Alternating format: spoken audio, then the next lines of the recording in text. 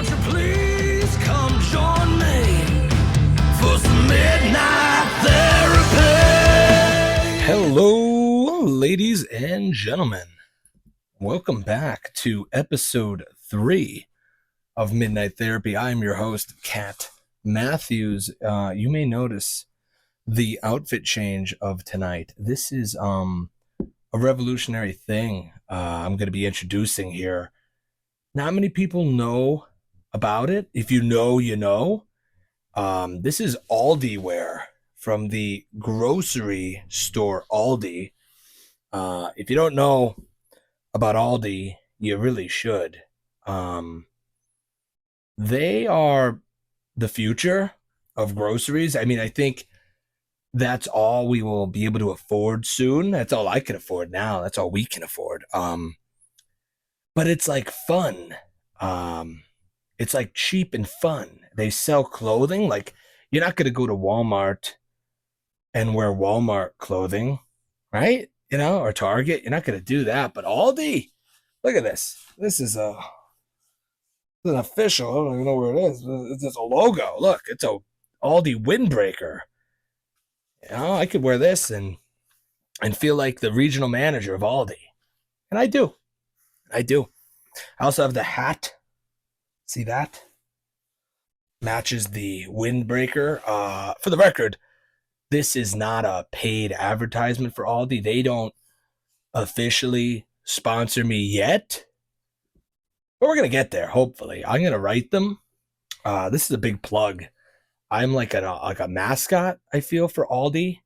Right now, I even have a product to prove to you that I really am an Aldi lover. Every other morning or so, I will have a delicious box of, or a bowl of these Fruit Rounds, not to be mistaken with Fruit Loops. These are not the official Fruit Loops, and this is not Toucan Sam. You know, this is not him.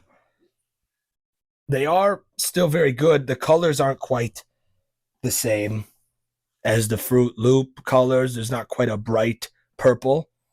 And he is, again, not Toucan Sam. But the Fruit Rounds are a great substitute. I think they're better. I actually like these better. But this is kind of what you get at Aldi. It's like a fake, cheaper version of things. But, you know, there's like Kellogg's frosted, I don't know, frosted fakes, frosted fakes. Maybe that's what they're called. But it's like not a tiger. It's like a leopard or like a cougar or a mountain lion. Like, you get what I'm saying. It's close, but not quite. Close, but no cigar. But they're good. They're good. Try them. This is not a paid advertisement. Anyways, welcome back for episode 3. Now that that's out of the way. Quick changes here. We got the reindeer. Swapped out the rabbit for the reindeer. Part of the Grotesque Holiday Portrait Series. We have so many of these. We're going to keep changing them until we run out, and then I'll make more. But we have quite a bit to go until then. So that's the reindeer. That was part of the Christmas group I did. You know, it's pretty successful group. I toured around with all those paintings for a long time. Sold a lot of prints. Let me know if you want one. I have quite a bit of prints left. If you want original, that'd be nice. They're a little more expensive. The prints are like $20. So keep that in mind. This week's episode, I'm going to just deep dive into like a brief history of me and how I got into certain things like the painting and the music and all that. So you have a little more of a background on this, you know, lunatic you're listening to for 20 some minutes a week. And it's only fair to give you the resume so you get to like know me a little bit better. It's fitting to bring this up because we have a lot of cool things coming at you, and I want to give you a little background. I want to set the stage for those things. First and foremost, Kat Matthews music, the music side of all this, me as a musician, a country musician. I have a very important announcement. This Wednesday at midnight, I will be releasing the very first song of 2024. It's a single. It's called Black Hole. Very different. Very different than the other songs I've done in the past. To date, this is probably the most different song I've ever done, if that makes sense. It's very, you know, it stands out from the others. So it's a change of pace. Really, it's worth checking out. A lot of experiments going on. We're trying some new stuff. So that comes out Wednesday at midnight. So I wanted to let y'all know that here first. Where else but on Midnight Therapy, from the horse's mouth, straight from the horse's mouth. But a little background on me. I'm going to tell you pretty much just the key points. Hopefully, I won't bore you too much. But if so, whatever. Whatever. It's free. This show is free. You don't have to watch, but thanks for watching.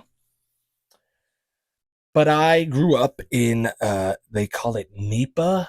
If you don't know, that means Northeast Pennsylvania. Very exciting place to live. A lot going on. Yeah, a lot going on.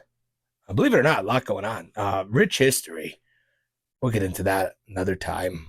But it was a pretty basic upbringing. You know, I mentioned my friend Eric before. He's going to be on soon.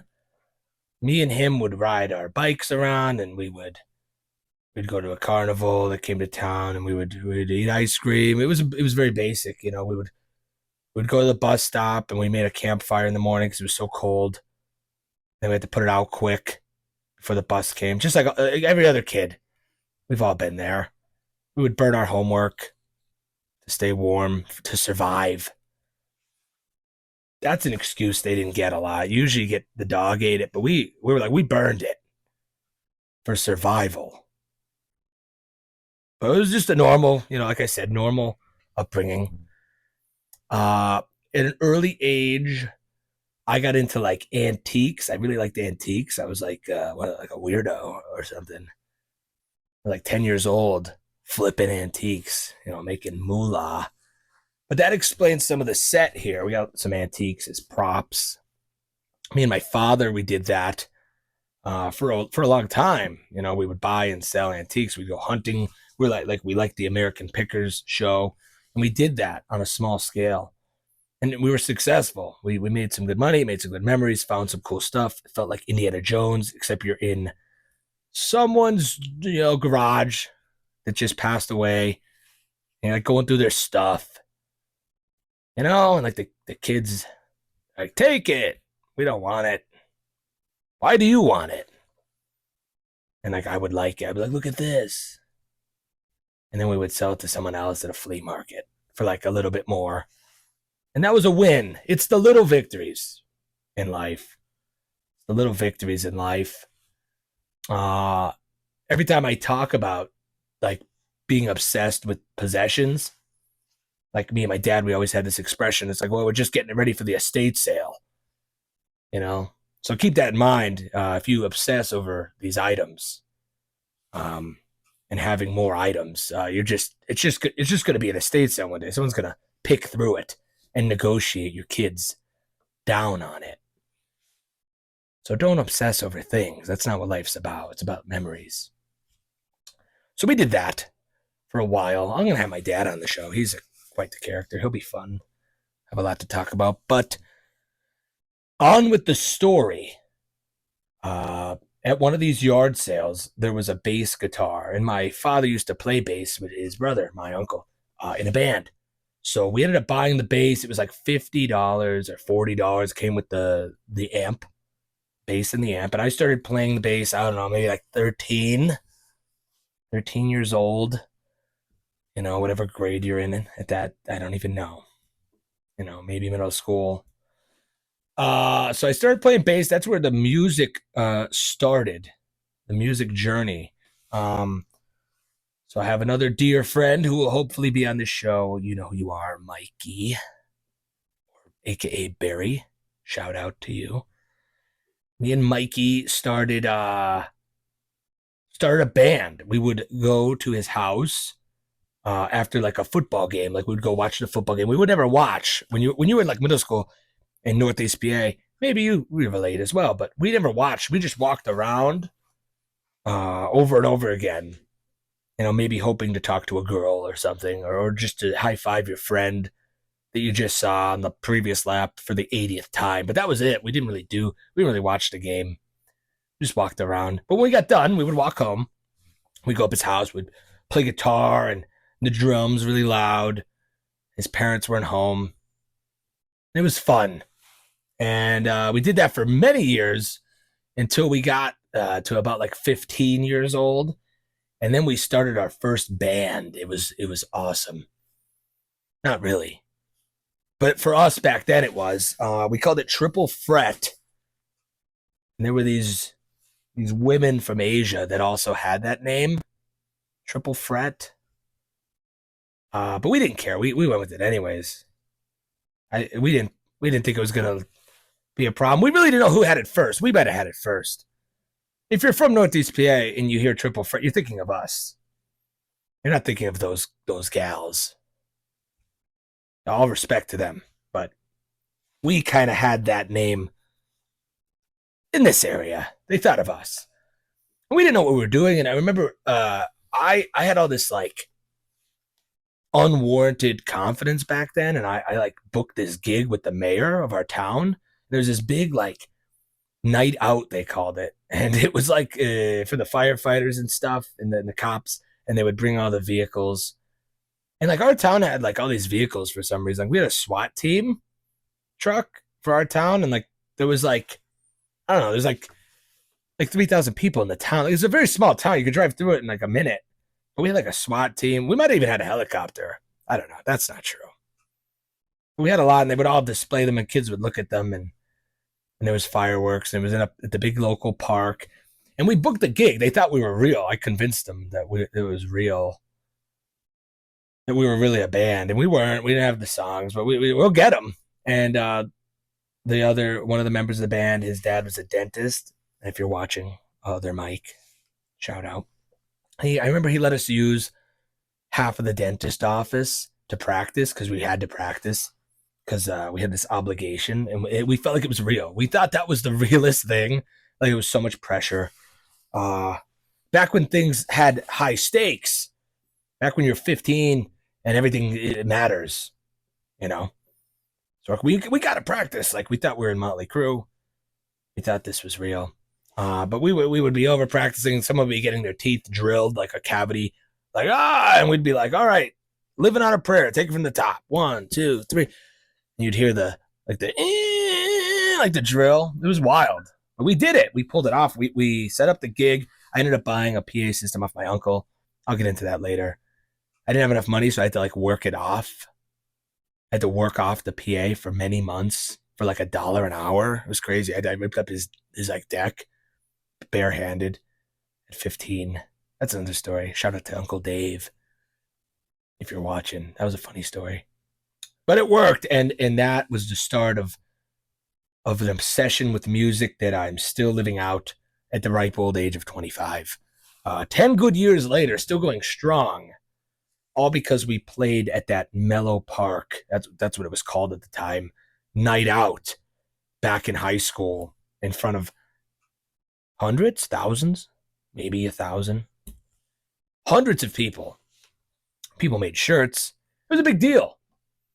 And then I think we played at a football game once on the field, or like in the bleachers. We did something else that was fun.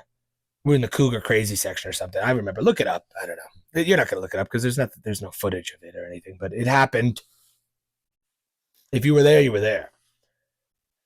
So that started this music career. So me and my good friend Mikey or Barry, whatever we want to call him, started this endeavor. We wanted to become musicians. We had this dream for a long time. It went on for a while into the end of high school. My uncle Dave was also a musician, as I mentioned, and he was pretty successful with it. And we would bounce ideas off each other. And I recorded my first song with him. I played bass on it and wrote it, and he did the rest. And that was my first time in the studio, probably 15, maybe 16, who knows. So I started to get the taste for music, you know, around that time. I was still in high school. I started driving at this time. Before that, we didn't drive. We had our parents like dropping us off. I remember I had my permit for a gig we booked. We used to play out. We started playing out at like bars. It was crazy. We were 15. One time I drove with a permit. I remember the SUV was filled with the equipment, and we played this bar, and they thought we were like of age. I don't know.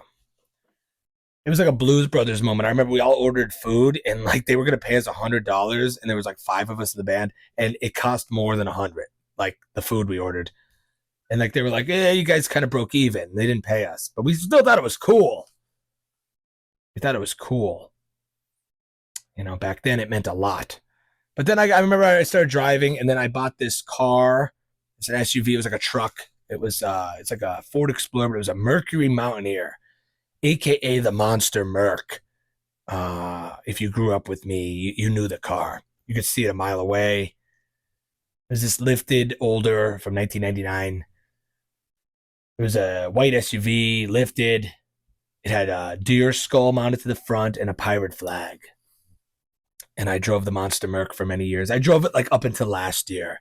And the only reason I don't drive it anymore is because I bought like an identical one that just has a bigger engine and it's lifted more. That's the only reason I don't drive it. And that's also, it's like 25 years old, the car. And it's broken down every day. But it's my daily driver. It's my daily driver still. So I had that. That was my high school era. I didn't high school was weird. We'll get into that in another episode. I did fairly well. Me and my best friend Eric, I'm gonna keep bringing up, we messed around a lot in school. We sort of understood that this was all like a simulation early, and we would mess around a lot in like weird ways, like very weird ways, because we were both smart, relatively. We were pretty smart, but we didn't really care. Probably more so me didn't really care what we did and who we like messed with, and if the teachers liked us or not. We didn't really care. So we did some stuff. We were crazy in school. I started to get a little politically involved towards the end of high school. I started to like care. Remember I said like back in the day you used to care about everything. You thought everything mattered. So I was with another teacher. We were talking one day, and I got the idea from him to run for school board. And even though I messed around a lot in school, I think I related to the students a lot. You know, I think I got voted class clown, a couple other things, and most artistic. I took most artistic because I thought that would look better, you know, to look back on, you know, considering I like art. But you get it. So when I started to care, people were like, well, you're going to care? So I got out of high school. We went to senior week. That was fun. And then we came back, and right when I was 18, I registered to run for school board at 18. Wow, did I not know what I was getting into? Politics is a dirty game, I'll tell you that. But back then it was fun. We had a good team behind us. Some cheerleaders were like holding our signs, you know.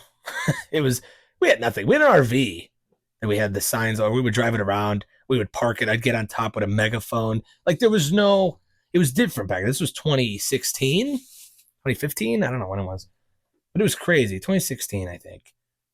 Maybe 17. I don't know. Whenever I was out of high school, but I was in my first year of college. I was doing that. And I lost. It was close. I lost by like 30 some, I think. 30 some votes. It was close, but that would have been wild if that panned out. Thank God it didn't, though. I'll tell you that. Thank God it didn't for many reasons. But so, as I said, I did get into college through all this somehow. I had no idea what I was going to do. I was going to be like a gas driller. Our school had this like gas drilling class for like natural gas, you know, Northeast PA, a lot of that up here. I was going to drill gas for a living, but then had all these drawings I would draw in high school. That's all I would really do. I didn't really pay attention too much. So So I submitted them to a local art college, and I got in with a pretty good scholarship. Got a lot of like, scholarships and financial aid and all that, because we were never really rich, very middle class back then. That changed. The definition of middle class changed. Wasn't really rich. Got in though, got into college, and didn't know what I was doing at all. I picked an art major, graphic design, in which I, wasn't into at first, but then got very much into it. I started taking as many classes as I could. I got like 3 minors in college, one of them being philosophy, the other 2 art history and illustration. Went crazy. Like, I started loving art. I had a great professor, Ryan, you know who you are. We're gonna have him on hopefully. But I started loving art in college. College was a wild time. Um, we did the parties. We did the parties in college. I was near a party school, and we got very bored of them early. So I was like, let's start our own, and we could do this another episode. But we started, you know, throwing our own parties. And how we did it, I had this idea of like renting garages out. So I would go on Craigslist and look for storage garages in the party area, and I would say, hey, can I rent it?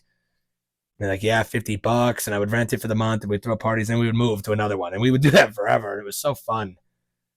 Back, like I said, when you didn't realize what life was, you didn't know that was probably not the best idea. But we did it. It was fun. Good times. If you were there, you were there. You probably know. If you're watching this and you were there, you remember those were fun. Well, they lasted. They were fun. Before you realized what life was. Good times. So then we're getting towards like my end of college. Like I said, I'm studying philosophy. My whole worldview's changing. I'm starting to think a little different about things, which I'll get into many more times on this show. We're going to talk about worldviews and stuff as we go. But this is how I started learning about art and loving philosophy and having my, mind alterations, like opening up the third eye, seeing the world, seeing out of the shadowed reality, as they say, becoming crazy, like genius and crazy. They're like right next to each other, like madness and genius. Also, tragedy and comedy, they're very close too. That's why those masks are right next to each other on the sign. But as we're getting to the end of college, I study abroad in Italy, and that really changed a lot. That was great.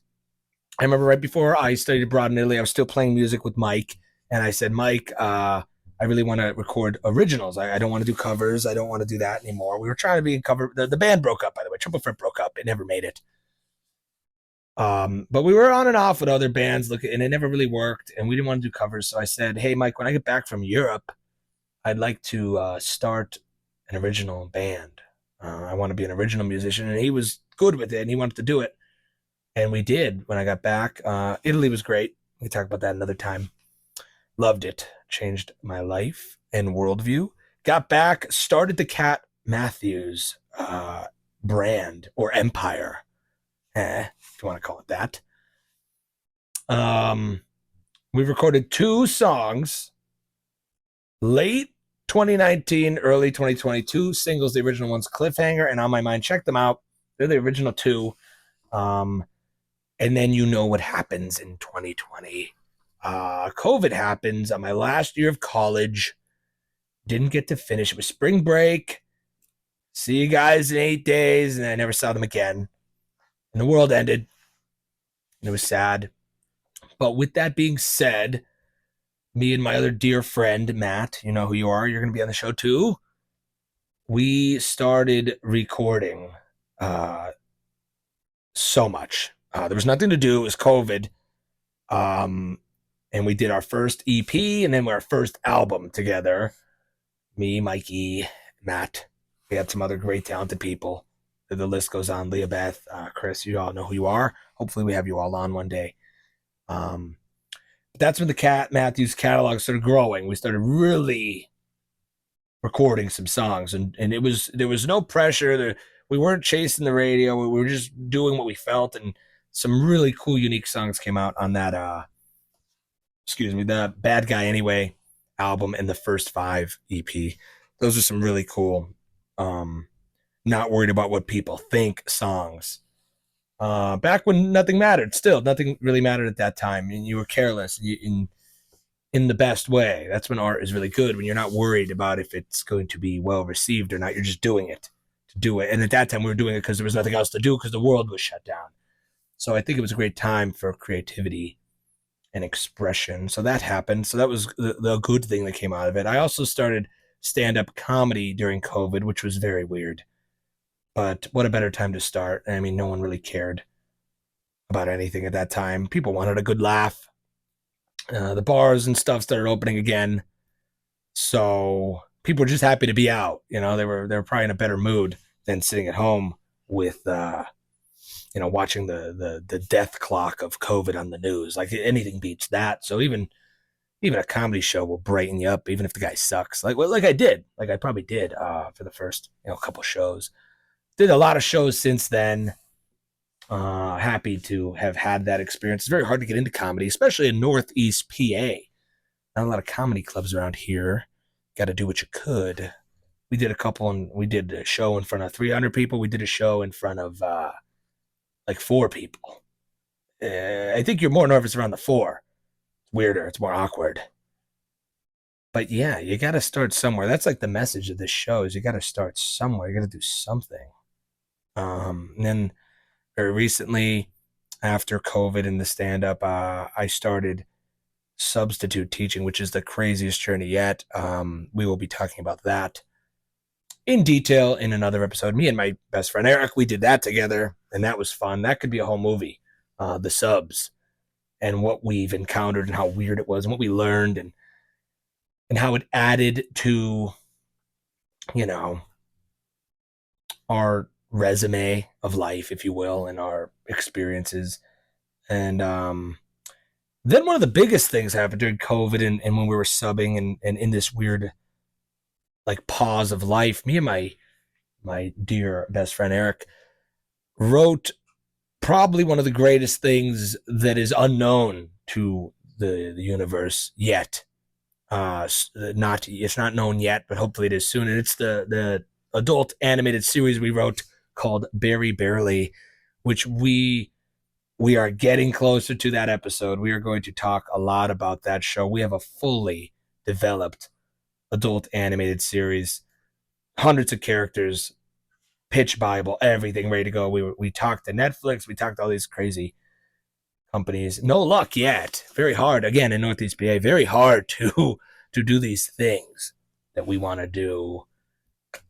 But that is such a big project and the world needs to hear it. And hopefully the show lets at least 5 people hear it, or know about it or know of it. That's the goal in life, just to get it out there. You got to start somewhere. Lot of things to talk about in this show. Got a lot of cool episodes planned, but wanted to give you a little bit of a background on me first. We're going to have some fun guests on very soon. Some of the ones I mentioned, some others. But when we start getting into these things, I want you to have a background first. And hopefully this episode gave you a background. If you guys have any questions about any of that, please drop a comment below. I'll happily answer anything about my very odd life and my origin story, which I just laid out for you. Yeah, hopefully pretty well. Yeah, but I do look forward to getting into these things. I didn't want to do it without a proper introduction, so hopefully you got it. Please let me know if you have any questions. Of course, the latest, newest endeavor is this podcast, because why not? You have, this is like a very short trip here in this life. If you have a desire or an inkling to do something, do it. And it's not hard. You just have to, in my case, you just have to find a sarcophagus and buy this on Amazon and just be yourself in front of a camera in a basement. It's not hard. The hardest part is thinking of the idea of what you want to do with your life, because it's hard. It's hard today. There's so many options and things seem intimidating, but they're really not. You just got to jump in. You got to dive in. Me and a lot of my friends and all the people around me, we have this saying, the man in the arena. Shout out to Eric again. You got to be the man in the arena. You know, it's easy to talk about people and then bag on them and say they're not doing this, they're not doing that. But until you're in the arena doing it yourself, you really have nothing to say. So, I mean, if you, oh, I don't like that podcast or I don't like that music, or unless you're doing music and you're doing podcasts or you don't like that art sucks. Unless you're doing art, don't knock other people down. Do it yourself or don't talk, you know? That's what I say. It's just my opinion.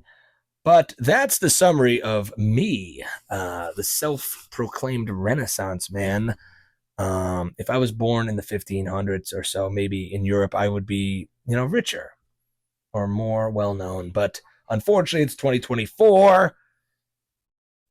You know, hard to be a painter, hard to be a musician, hard to be a comedian today. Easier than it was, though. It's on the uptick, I think, this stuff, you know, which is good. But that's my story as of now. I hope you guys enjoyed it. Please leave some comments, like, subscribe, share. You know the drill. And don't forget, my newest single, Black Hole, drops Wednesday at midnight this Wednesday. You're in for a treat with that one. That is quite a different song for me in my style. So please check it out. Thank you, as always, for listening. If you want to be a sponsor of the show, again, contact me. Very cheap to be a sponsor. As you saw, I just plugged Aldi for $0, the low price of free. I plugged Aldi, and you're welcome, Aldi. You're welcome. You know, hopefully I get a sponsor from them, and they could send me clothing and maybe some canned goods. You know, that would be nice to have a sponsor, especially a place I enjoy so much like Aldi. Think about it, Aldi, if you're watching. Think about it.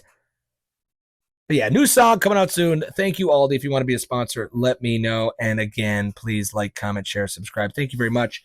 And please, for the love of God, just give Fruit Rounds a try. You know, you won't regret it. I'm telling you that right now. I'm going to go enjoy a bowl now. So stay curious, my friends. Good night.